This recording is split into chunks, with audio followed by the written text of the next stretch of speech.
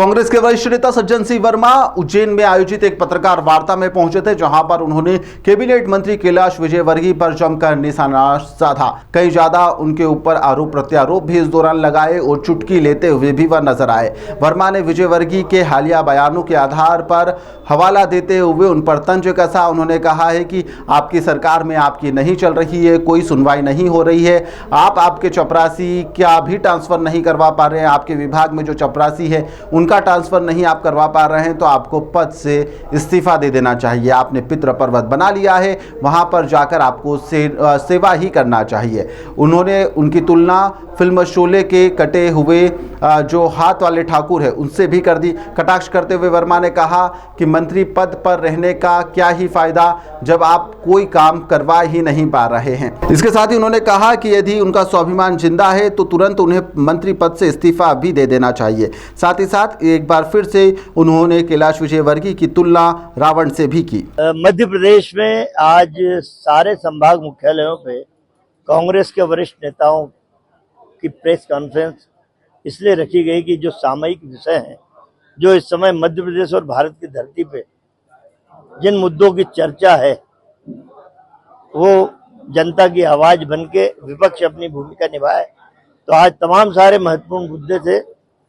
उज्जैन में माननीय मुख्यमंत्री जी के द्वारा भूमि प्रेम जमीन घोटाला पूरे प्रदेश में देश में चर्चा का विषय।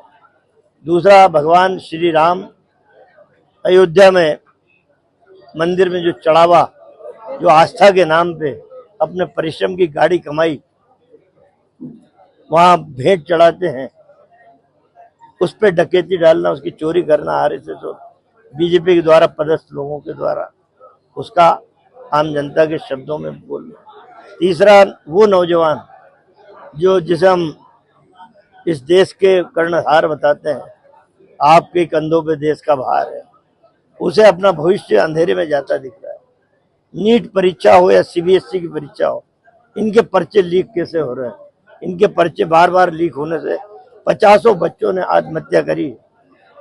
उनके पिता जो किसान है, किसान को अपनी फसल का उचित मूल्य नहीं मिल रहा। आज फसल बेचने में फसल का एमएसपी है 5,500-6 हजार, उसकी फसल बिक रही है 3500 में। खाद की बोरी के लिए टोकन दिए जा रहे, 4-4 दिन में टोकन मिलता, और जब लेके जाता है टोकन तो 2 बोरी खाद की दी जाती है। 15 एकड़ का किसान 2 बोरी में कैसे अपने खेत को बोलेगा? ये तमाम सारी मुद्दे थे, इन पर चर्चा करना आवश्यक है। आपको नहीं लगता कहीं ना कहीं दिग्विजय सिंह जीतू पटवारी जी की जो बात है उसका खंडन कर रहे हैं और सीएम को क्लीन चिट कर रहे हैं? नहीं, ऐसा नहीं है। उन्होंने खुद भोपाल की प्रेस कॉन्फ्रेंस में इस बात को स्वीकार किया कि मुझसे शब्दों का हेर फेर हो गया है। मेरी भावना ऐसी नहीं थी कि उस मसले को डाउन किया जाए।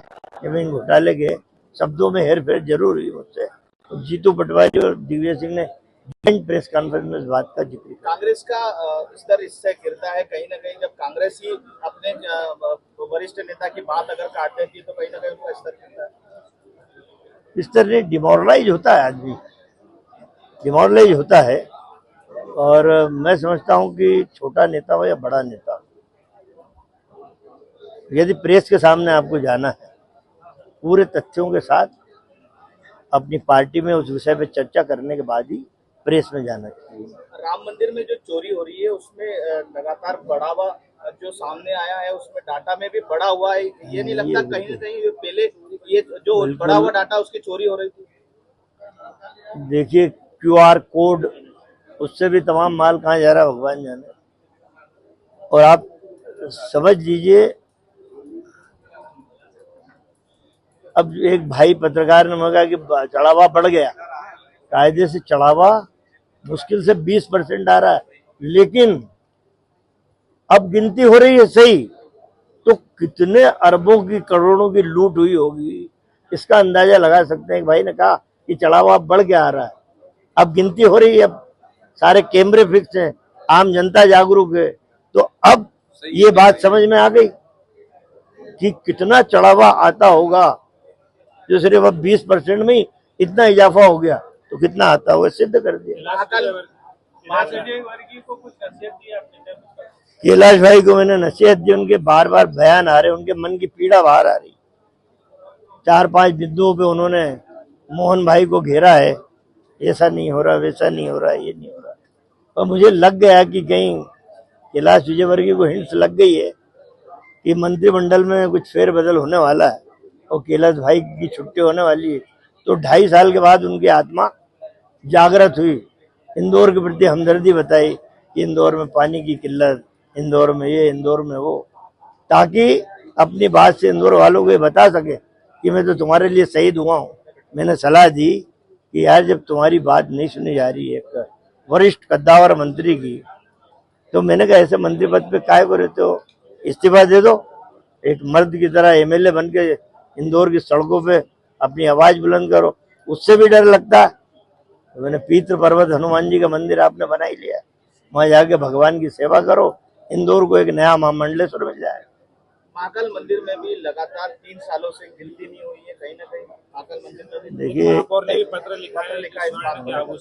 मैं वही कह रहा हूँ कि धर्म की आड़ की राजनीति में, राजनीति का शिकार करने वाले, धर्म की आड़ में जिन लोगों ने राजनीति का शिकार किया, पूरे देश के उन पवित्र मंदिरों में इन्हीं का कब्जा है, आरएसएस बीजेपी के लोगों का। ये तो चावल की हांडी का एक दाना अयोध्या के मंदिर के चढ़ावे के सामने आया। जितने बड़े मंदिर हैं, इन भ्रष्टाचारियों ने उनकी जड़ें खोखली कर दी।